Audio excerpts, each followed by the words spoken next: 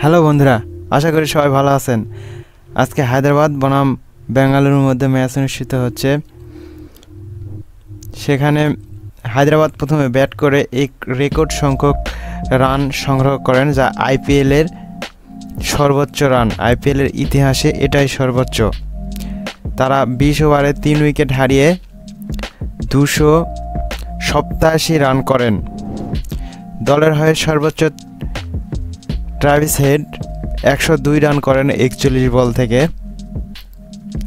এছাড়া অভিষেক শর্মা 22 বলে 34 এবং হেনরিক ক্লাসন 31 বলে 67 রান করেন। অ্যাডাম মার্ক্রাম 17 বলে 32 এবং আব্দুল সামাদ 10 বলে 37 রান করেন। তাদের সবার প্রচেষ্টায় তারা 20 ওভারে 287 রান তুলতে সক্ষম হয়।